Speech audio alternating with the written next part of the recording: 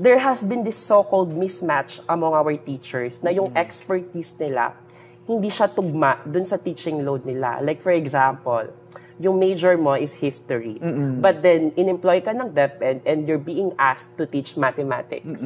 So, di ba, para how do you expect yung teachers na makakaturo ng tama sa estudyante if like yung kanya palang expertise is, of course, mathematics and then history. Right, diba? right. So, gaano kalaking problema ito when it comes to learning crisis and how do you think we can, like the Philippine government, can solve this? Alam mo ito, sa totoo lang, and to be very honest, nung nagsisimula kami sa trabaho sa EDCOM, hindi yan yung isa na nakita naming mahalaga.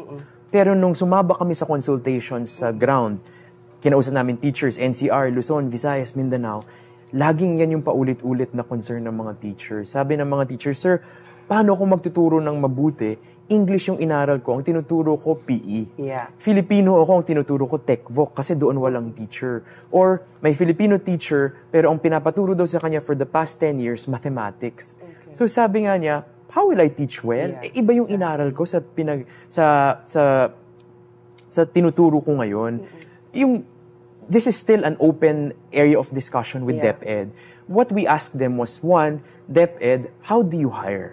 How do the postings look like? And I think we have one sample here. Ang nakalagay, teacher vacancy or looking for teacher 1, elementary. Ang punto namin dito sa elementary, napakalawak yan. May elementary na grade 1, may elementary na grade 7, pero ibang training ang kailangan mo to teach grade 1 and to teach grade 7. Right. Iba pa dyan yung subject specialization na kung ang expertise mo naman English or kunyari Filipino major ka. Kasi pwede yun eh. Filipino major ka, magle-let ka for 18 units tapos magtuturo ka na.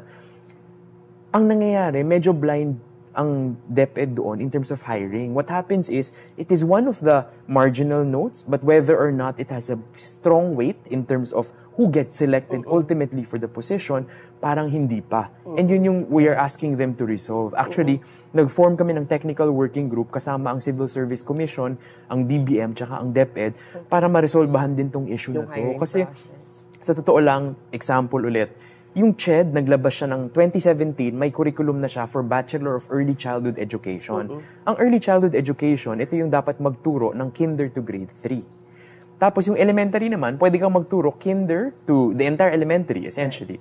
Pero sa hiring, ang nakalagay, teacher 1, elementary. So what if yung hinahanap palang teacher is a grade 2 teacher, you're better off hiring the one who finished early childhood education. Pero kung hindi yan yung nasa posting, paano ko malalaman bilang isang guro na, dito ako kailangan. Akma yung expertise ko sa kailangan ng school.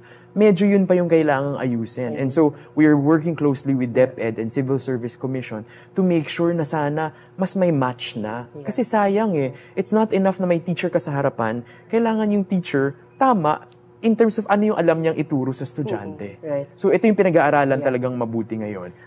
Actually, there is this study na I don't know if it's World Bank who released that study na parang sinasabi niya na parang pina-answer sa mga teachers natin yung isang questionnaire about mathematics. And unfortunately, 36% lang yung nasagot ng teacher na yun na yung level niya is pangturo din sa mga estudyante. So, di ba, it begs the question, how can you expect teachers to teach mathematics properly if they don't know what they're teaching, right? There are several studies that came out. I read that one also. And it was perplexing when you read it. But when you realize the reality and how hiring has been happening or the challenges of implementation on the ground, parang then it makes sense. Yeah. Nagsumagot nga siya ng exam bilang isang science teacher, pero baka ang inaral kasi niya, Filipino. So paano siya sasagot ng lahat ng content knowledge na yun? So issue din talaga yan na kailangan matutukan and we are working on that this year. Parang naisip ko lang din, dapat siguro ata may seamless na, paano ba, coordination between, alam mo yun, yung college education, teaching, between kung ano ba talaga yung kailangan ng basic education. Pag nabasa mo nga yung priority list namin, and if you download our EDCOM report, may listing doon. No? One of our priorities, alignment between DepEd, CHED, PRC, and also the Teacher Education Council. Kasi sa totoo lang, may Teacher Education Council. Sama-sama sila doon. Meron ding DepEd, meron ding PRC sa CHED, Technical Panel for Teacher Education. Pero what we've seen is, yung sa example ko kanina, yung sa early childhood, because RA 7836 or the law governing the licensure examination for teachers, nakalagay lang doon, examination in elementary or secondary. So, ang tanong namin sa PRC, ano yung tinitake na exam ng mga graduates ng early childhood education ng CHED? Elementary daw. Kasi yun lang yung nakasulat sa batas.